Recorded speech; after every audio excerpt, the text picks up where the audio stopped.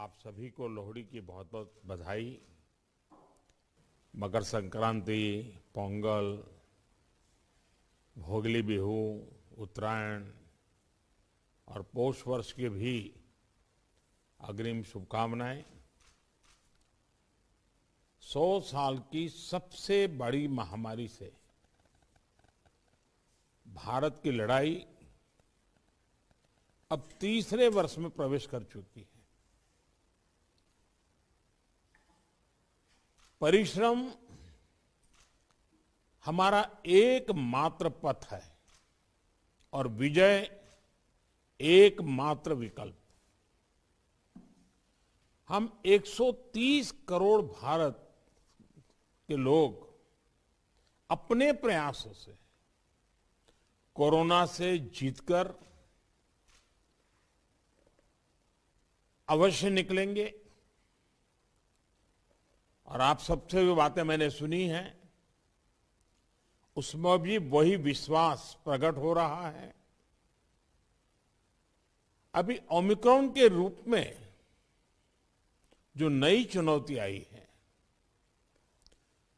जो केसों की संख्या बढ़ रही है, उसके बारे में हेल्थ सेक्रेटरी की तरफ से विस्तार से हमें जानकारी दी गई है। अमित शाह जी ने भी प्रारंभ में कुछ बातें हमारे सामने रखी है। आज अनेक मुख्यमंत्री समुदाय की तरफ से भी, और वो भी हिंदुस्तान के अलग अलग कोने के, काफी महत्वपूर्ण बातें हम सबके सामने आई है। साथियों, ओमिक्रॉन को लेकर पहले जो संशय की स्थिति थी वो अब धीरे धीरे साफ हो रही है। पहले जो वेरिएंट थे उनकी अपेक्षा में कई गुना अधिक तेजी से ओमिक्रॉन वेरिएंट सामान्य जन को संक्रमित कर रहा है। अमेरिका जैसे देश में एक दिन में 14 लाख तक नए केसेस सामने आए हैं।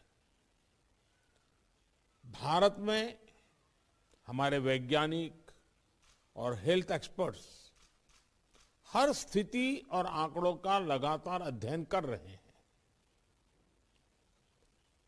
ये बात साफ है, हमें सतर्क रहना है, सावधान रहना है, लेकिन पैनिक की स्थिति न आए इसका भी हमें ध्यान रखना ही होगा। हमें ये देखना होगा कि त्योहारों के इस मौसम में लोगों की और प्रशासन की अलर्टनेस कहीं से भी कम न पड़े। पहले केंद्र और राज्य सरकारों ने जिस तरह प्रिएम्प्टिव, प्रोएक्टिव और कलेक्टिव अप्रोच अपनाई है, वही इस समय की जीत का मंत्र है। कोरोना संक्रमण को हम जितना सीमित रख पाएंगे, परेशानी उतनी ही कम होगी। हमें जागरूकता के फ्रंट पर साइंस आधारित जानकारियों को बल देने के साथ ही अपने मेडिकल इंफ्रास्ट्रक्चर को, मेडिकल मैन पावर को स्केल अप करते ही रहना पड़ेगा। साथियों, दुनिया के अधिकतर एक्सपर्ट्स का कहना है कि वेरिएंट चाहे कोई भी हो, कोरोना से लड़ने का सबसे कारगर हथियार वैक्सीन ही है। भारत में बनी वैक्सीन तो दुनिया भर में अपनी श्रेष्ठता सिद्ध कर रही है।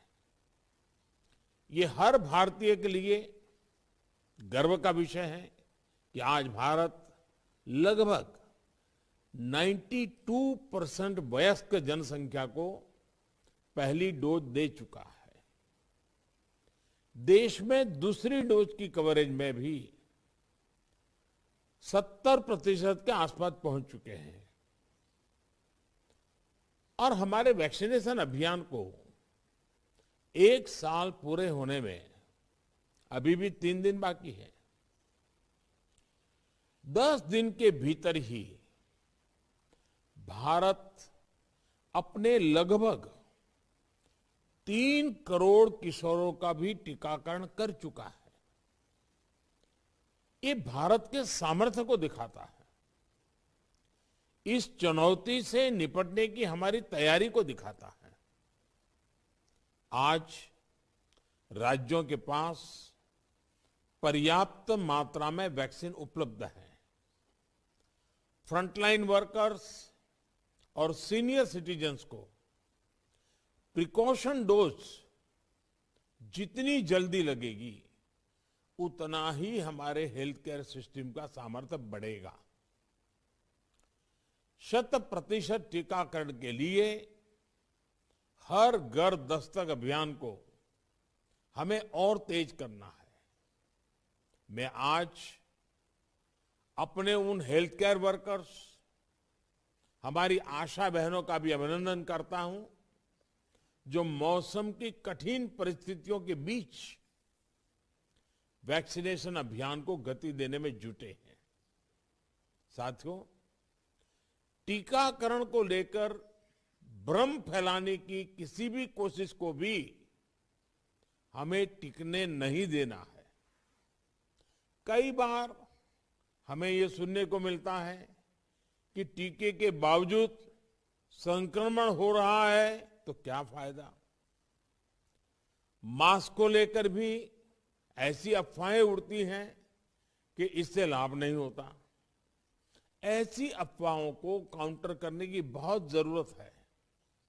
साथियों, कोरोना से इस लड़ाई में हमें एक और बात का बहुत ध्यान रखना होगा। अब हमारे पास कोरोना से लड़ाई का 2 साल का अनुभव है। देशव्यापी तैयारी भी है। सामान्य लोगों की आजीविका, आर्थिक गतिविधियों को कम से कम नुकसान हो, अर्थव्यवस्था की गति बनी रहे, कोई भी रणनीति बनाते समय हम इन बातों को जरूर ध्यान में रखें। ये बहुत आवश्यक है और इसलिए लोकल कंटेनमेंट पर ज्यादा फोकस करना बेहतर होगा। जहां से ज्यादा केस आ रहे हैं, जहां ज्यादा से ज्यादा और तेजी से टेस्टिंग हो, सदुपयोग करते हुए अनेक राज्यों ने हेल्थ इंफ्रा को सशक्त किया है। इसके तहत देश भर मेडिकल कॉलेज और जिला अस्पतालों बच्चों के लिए 800 से अधिक विशेष पीडियाट्रिक केयर यूनिट स्वीकृत हुए हैं। करीब 1.5 लाख नए ऑक्सीजन, आईसीयू और एचडीयू बेड तैयार किए जा रहे हैं। 5,000 से अधिक विशेष एम्बुलेंस और 950 से अधिक liquid medical oxygen storage tank की कैपेसिटी जोड़ी है। इमरजेंसी इंफ्रास्ट्रक्चर की कैपेसिटी को बढ़ाने के लिए ऐसे अनेक प्रयास हुए हैं, लेकिन हमें इस इंफ्रास्ट्रक्चर का विस्तार करते रहना है। कोरोना को हराने के लिए हमें अपनी तैयारियों को कोरोना के हर वेरिएंट से आगे रखना होगा। ओमिक्रॉन से निपटने के साथ ही हमें आने वाले किसी और संभावित वेरिएंट के लिए भी अभी से तैयारी शुरू कर देनी है। मुझे विश्वास है हम सभी का आपसी सहयोग, एक सरकार का दूसरी सरकार के साथ समन्वय कोरोना से लड़ाई में देश को ऐसी ही ताकत देता रहेगा। एक बात हम भली भांति जानते हैं, हमारे देश में एक हर घर में ये परंपरा है, जो आयुर्वेदिक चीजें हैं, जो काढ़ा वगैरह पीने की परंपरा है, इस सीजन में उपकारक है। इसको कोई मेडिसिन के रूप में नहीं कहता है, लेकिन उसका उपयोग है। और मैं तो देशवासियों से भी आग्रह करूंगा कि ये जो हमारी परंपरागत घरगथ्थू जो चीजें रहती है, ऐसे समय उसका भी काफी मदद मिलती है, उस पर भी हम ध्यान केंद्रित करें। साथियों, आप सभी ने समय निकाला, हम सब ने अपनी चिंताएं साझा की और हम सब ने मिलकर के संकट कितना ही बड़ा क्यों ना आए, हमारी तैयारियां, हमारा मुकाबला करने का विश्वास और विजयी होने के संकल्प के साथ हर एक की बातों में से निकल रहा है। और यही सामान्य नागरिक को विश्वास देता है और सामान्य नागरिकों के सहयोग से हम इस परिस्थितियों को भी सफलता से पार करेंगे। आप सभी ने समय निकाला, इसके लिए मैं हृदय से आपका आभार व्यक्त करता हूं। बहुत बहुत धन्यवाद।